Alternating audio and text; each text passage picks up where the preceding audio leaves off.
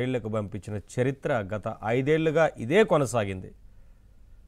ఇప్పుడు మళ్ళీ అధికారంలోకి వస్తే కేసులు పెడతాము, ఈ రకంగా వ్యవహరిస్తే ఖచ్చితంగా జైళ్లకు పంపుతామంటూ మళ్ళీ ఒకసారి హెచ్చరిస్తా ఉన్నారు జగన్మోహన్ రెడ్డి. ఎందుకు? ఇంకా 5 ఏళ్ల పాటు కూటమి ప్రభుత్వం అధికారంలో ఉండబోతోంది. అయినప్పటికీ ఇప్పుడే మళ్ళీ ఇట్లా చేస్తే మేము కేసులు పెడతాం, అధికారంలోకి రాగానే అంతు చూస్తామంటూ జగన్మోహన్ రెడ్డి ఎందుకు మాట్లాడుతున్నారనేది వాళ్ళ పెద్ద ప్రశ్న. ఎందుకంటే గత 5 ఏళ్ళు చేసింది అదే కదా. అందుకనే కదా వాళ్ళ ప్రజలు ఇంటికి పంపించారు, 11 సీట్లతోనే సరిపెట్టారు.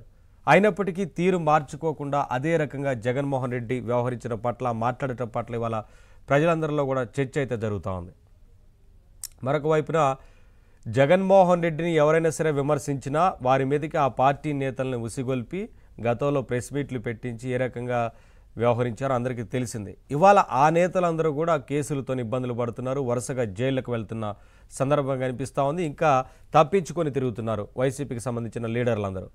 ఇవాళ వారందరూ కూడా వారిలో కొంతమంది చర్చ అంతర్గతంగా జరిగిన చర్చలో మనమేమో జైలుకు వెళ్లాల్సి వస్తుంది, జగన్మోహన్ రెడ్డి మాత్రం లండన్ పర్యటనకు సంబంధించి ఆరాటపడుతున్నారంటూ ఇవాళ వారి పార్టీలోనే అంతర్గతంగా చర్చ జరుగుతూ ఉంది. అయినా